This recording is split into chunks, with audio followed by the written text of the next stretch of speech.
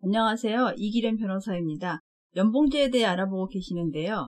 이번 시간에는 연봉제 시행에 따라 평균 임금과 통상 임금이 어떤 문제를 야기하는지에 대해 이미 여러분께서는 다른 과정을 통해 근로기준법은 평균 임금과 통상 임금이라는 이원화된 임금 개념을 가지고 있으며 이들 각각의 임금 개념은 각종 법정 수단과 퇴직금 산정의 기초가 되고 있다는 것을 확인하셨습니다. 아시다시피 연봉제 하에서는 각종 임금 항목을 통합하여 연간 임금 총액을 정하게 되며 이에 따라 근로기준법상의 평균 임금 내지 시간급 개념의 통상 임금으로 산정되는 각종의 법정 수당 지급 문제와 관련하여 적지 않은 문제를 야기하고 있는 것입니다. 그런데 기업 입장에서는 기존의 복잡한 수당 체계를 연봉제를 통해 단일화함으로써 임금 체계를 단순화시키려는 애초의 도입 의도와는 다른 것일 수 있습니다. 먼저 평균임금에 대해서인데요. 근로기준법에서 평균임금의 개념을 정의하고 있습니다. 즉, 이를 산정해야 할 사유가 발생한 날 이전 3개월간에 그 근로자에 대하여 지급될 총액을 그 기간의 총일수로 나눈 금액, 이것이 바로 평균임금입니다. 이것은 통상적으로 근로자의 임금은 변동 가능성이 있기 때문에 과거 3개월간을 기준으로 그 평균치를 산정하는 것이 공평하고 편리하다는 이유에서 도입된 것으로 이해됩니다. 근로자라면 당연히 자신의 임금 수준이 얼마나 되는지에 대해 궁금할 것이고 특히 그 변동에 매우 민감할 수밖에 없을 것입니다. 마찬가지로 평균임금의 내용을 어떻게 산출할 것이냐에 따라 근로자에 대한 각종의 급여액이 달라지므로 평균임금은 그 내용을 명확히 할 필요가 있습니다. 그런데 평균임금은 근로자가 실제로 지급받는 임금이 아니라 하나의 단위 개념이며 퇴직금, 휴업수당, 연차유급 휴가, 재해보상금 등을 산출하는 기초가 되는 것입니다. 또한 평균임금은 근로자에게 유리한 협약이 없을 때에 최소한 이와 같이 산정한다는 것이고 보다 유리한 산정 방법이 단체협약 또는 취업규칙으로 규정되어 있을 경우에는 그 방법에 의하여 산출하게 됩니다. 앞에서 평균임금은 산정 사유가 발생한 날 이전 3개월간을 기준으로 한다고 했는데요. 여기서 3개월간 지급된 임금의 총액은 3개월간 지급해야 할 사유가 발생한 모든 임금을 의미합니다. 따라서 실제 지급한 금액만이 아니라 임금 채권으로 이미 확정되어 있는 임금도 포함되며 기본급 외에 근로자에게 근로의 대가로 지급된 일체의 금액이 포함되는 것이 원칙입니다. 평균 임금의 산정과 관련하여 상여금이 특히 문제되는데요. 미리 지급 조건 등이 명시되어 있거나 혹은 관리로서 계속 지급되어 온 상여금은 사유 발생일 전 3개월 동안에 지급되었는지와 관계없이 이전 12개월 중에 지급받은 전액을 12개월로 나누어 평균 임금 계산에 포함시킨다는 것이 판례의 입장입니다. 한편 근로월수가 1년 미만인 경우에는 그 기간 중에 지급받은 상여금 전액을 당해 근로월수로 분할 계산하여 평균 임금이 산입되게 될 것입니다. 네, 평균 임금에 관한 보다 자세한 내용은 별도의 과정에서 다루었으니 해당 부분을 참조하시면 되겠습니다. 앞에서 근로기준법에서 평균임금의 개념을 정의하면서 이를 산정해야 할 사유가 발생한 날 이전 3개월간에 그 근로자에 대하여 지급된 총액을 그 기간의 총일수로 나눈 금액을 평균임금으로 한다고 하였습니다. 여기서 산정해야 할 사유는 바로 퇴직금을 지급할 사유가 발생한 경우, 또 산재보상금을 지급하여야 할 사유가 발생한 경우, 휴업수당을 지급할 사유가 발생한 경우, 그리고 징계로 인한 감액 사유가 발생한 경우가 이에 해당합니다. 연봉제 적용 대상자에 대해서도 이러한 퇴직급여, 휴업수당, 재해보상금, 감급 한도액 등의 지급이 문제됩니다. 앞에서도 말씀드린 것처럼 지급된 임금 총액이란 명목 여하를 불문하고 근로자에게 근로의 대상으로 지급된 모든 임금의 총액을 의미하며 판례는 상여금에 대해서는 산정 사유가 발생한 날 12개월간 지급된 총액의 12분의 3을 산정 기간 중에 지급된 것으로 보고 있습니다. 그런데 연봉액에는 근로의 대가성이 적은 각종 수당이 모두 포함됨으로써 앞에서의 정형적인 평균 임금 산정 방식에 따라 액수를 산출하면 현저하게 과다할 가능성이 큽니다. 이와 유사한 문제로서 임금 교섭을 통해 임금이 소급적으로 인상된 경우 해외 근로 시 각종 수당으로 인해 평균 임금이 높아진 경우 등이 발생하고 있습니다.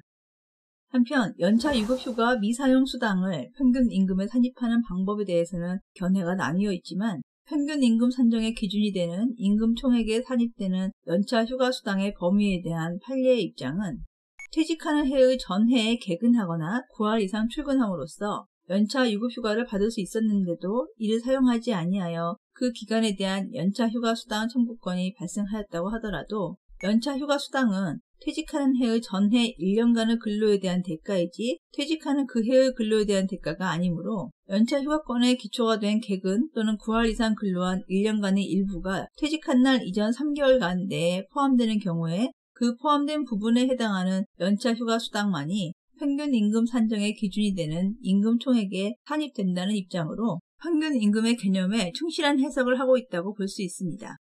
연봉제 적용과 관련하여서는 이와 같은 문제점 등을 포함하여 적지 않은 쟁점이 있는데요. 완벽한 해결책을 마련하는 것은 쉽지 않겠지만 연봉제를 도입할 때 평균 임금으로 산정해야 하는 경우에 대비하여 근로관계 법령에 위배되지 않는 범위에서 사용자와 근로자가 미리 합의하여 분쟁을 줄일 수는 있다고 하겠습니다.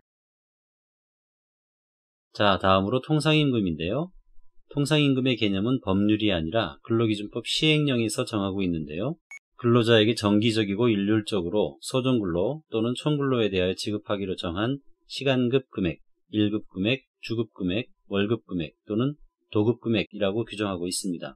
통상임금이란 실제 근무나 실제 수령에 구애받지 않고 고정적, 평균적으로 지급받는 일반임금의 성격을 갖는데요. 일률적이란 모든 근로자에게 지급되는 것뿐만 아니라 일정한 조건 또는 기준에 달한 모든 근로자에게 지급하는 것도 포함됩니다.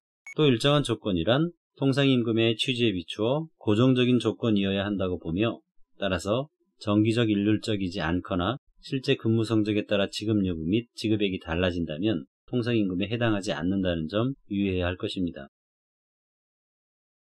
구체적으로 어떤 임금이 통상임금에 포함되는지 명확하지는 않지만 근로기준 법령 및 판례 그리고 행정해석을 중심으로 통상임금에 포함시키는 기준을 정리해보면 첫째, 근로의 대가여야 합니다.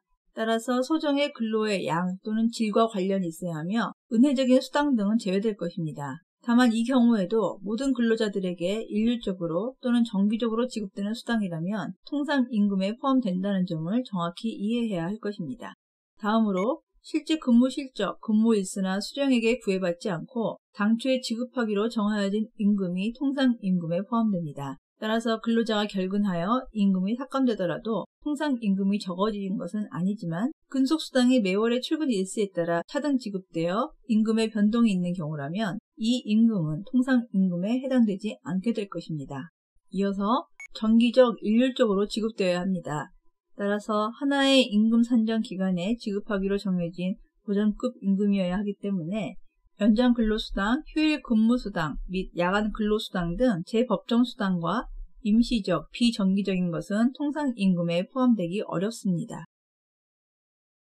통상임금은 시간급으로 산정하는 것이 원칙이지만 1급, 주급, 월급 또는 도급제 임금으로 지급되는 경우도 많습니다. 물론 시간급 이외의 임금은 시간급으로의 환산이 필요하게 될 것입니다.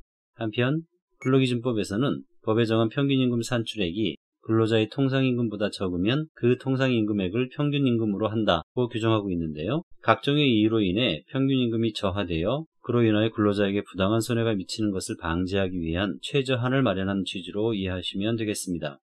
아시다시피 시간의 근로, 휴일 근로, 야간 근로에 대한 가산임금은 통상임금을 기준으로 하며 해고 예고수당, 그리고 각종의 휴일과 휴가수당도 마찬가지입니다. 이러한 규정들은 임금과 근로시간이 관련되는 것으로서 연봉제 적용 대상자와 관련하여서도 반드시 고려해야 할 사항들입니다.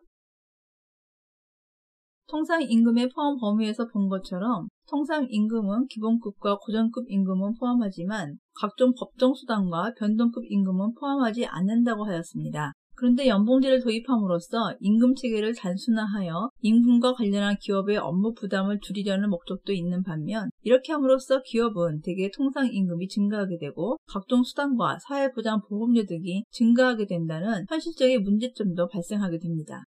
또 최근 통상임금과 관련하여 상여금이 통상임금에 포함되는지에 관련한 쟁점이 크게 부각되었는데요. 대법원은 지난 2012년 대구의 한 운수업체 운전기사 등이 회사를 상대로 낸 임금 청구 소송에서 이 사건 상여금은 회사가 6개월을 초과하여 계속 근무한 근로자에게 근속 연수의 증가에 따라 미리 정해놓은 각 비율을 적용하여 산정한 금액을 분기별로 지급하는 것으로서 매월 월급 형태로 지급되는 근속수당과 달리 분기별로 지급되기는 하지만 그러한 사정만으로 통상임금이 아니라고 단정할 수 없다라는 취지로 판시하여 이 사건 상여금이 정기적 일률적으로 지급되는 고정적인 임금, 즉 통상임금에 해당된다고 볼 여지를 남겨두었다는 점을 알아두어야 합니다. 이어서 통상임금과 관련한 2013년 말 대법원 전원합의체 판결은 향후 몇 년간 노사관계에서 최대 쟁점이 될 전망인데요. 판결이 나오자 재계와 노동계는 팽팽히 맞서는 모습을 보였습니다. 사안은 자동차 부품업체 근로자들이 상여금과 복리후생비를 통상임금에 포함해달라며 회사를 상대로 소송을 제기한 것입니다. 이 대법원 판결의 핵심적인 내용은 정기적인 상여금이 통상임금에 포함된다고 인정한 것입니다. 이는 앞서 본 대구의 운수업체에서 시작된 통상임금 관련 소송의 연장선이라고 볼 수 있는데요. 재판부는 정기상여금은 통상임금에 포함시켜야 한다는 점을 분명히 했다는 점에서 의미를 찾을 수 있습니다. 다만 판결로 인해 초래될 가능성이 큰 근로자들의 추가임금 청구는 신의칙상 허용되지 않는다고 하여 노사 모두를 배려한 것이라고 볼 수도 있습니다. 이번 판결에 대해 재계와 노동계 양측 모두가 안타까움과 불만을 보이는 것은 어찌 보면 당연한 것일 수 있습니다. 노사 모두를 완전히 만족시킬 수 있는 절묘한 한 수는 존재하지 않는다고 보아야 하기 때문입니다. 근로자들의 삶의 질 보장과 기업 경영자들의 현실적인 고충은 상호간의 양보를 통해서 이루어질 수밖에 없을 것으로 보입니다.